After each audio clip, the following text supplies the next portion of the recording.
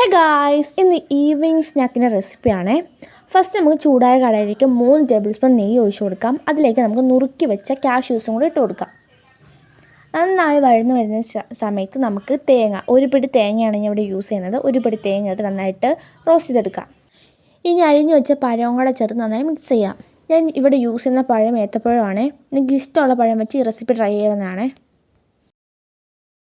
അതിലേക്ക് മധുരത്തിന് ആവശ്യമായ പഞ്ചസാരയും കൂടി ഇട്ട് നന്നായി സ്മാഷ് ചെയ്തെടുക്കാം.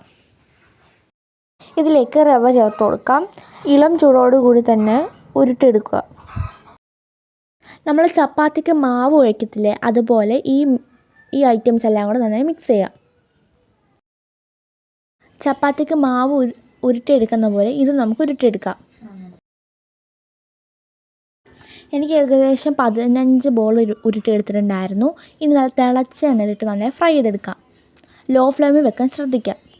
ഒരു ഗോൾഡൻ ബ്രൗണൊക്കെ ആവുന്ന ശേഷം നമുക്ക് കോരി എടുക്കാം. ഇതാണ് ഫൈനൽ റിസൾട്ട്. നല്ല ടേസ്റ്റാണ്. ട്രൈ ചെയ്യാം.